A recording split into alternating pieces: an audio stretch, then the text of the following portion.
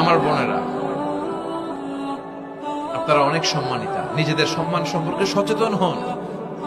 এই হেজাব আপনার অধিকার, এই হেজাব নারীর অহংকার, হেজাব নারীর আভিজাত্যের প্রতীক, হেজাব নারীর রুচির প্রতীক। আপনার রুচিটা কেমন আপনার পোশাক দেখে বোঝা যায়। কথা কন, যে মেয়েটা হিপ হপ স্টাইলে চলাফেরা করে, গ্যাংনম স্টাইলে, এই মেয়েটারে ইপটিজিং করার সুযোগ আছে না নেই? কিন্তু যে হেজাব মেনটেন করে যেই নারীরা চলে, এদেরকে দেখলেই একটা সম্মান চলে আসে।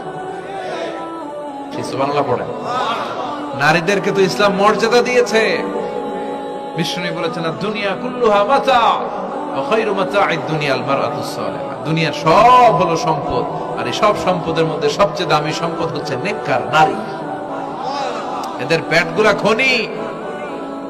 এই নেককার নারীগুলো যদি হেজাব মেনটেন করে, এই পেটগুলো থেকে আল্লাহওয়ালা বেরোবে, নাজমুস সাকিব বেরোবে, কারি আহমদ বিন ইউসুফ আল আজহারি বেরোবে, বড় বড় মুফাসসিরে কোরআন বেরোবে। আর যদি হেজাব না করে, জি বাংলা স্টার জলসা নিয়ে মশগুল হয়ে থাকে, হ্যাঁ, টেন্ডারবাজ, চাঁদাবাজ, ডাকাত, এগুলো বেরোবে। ওজনে কম দিবে, খাদ্যে ভেজাল দিবে, মাছে ফরমালিন দিবে, গাঞ্জার টাকার জন্য লাথি মেরে মারে ঘর থেকে বের করে দিবে।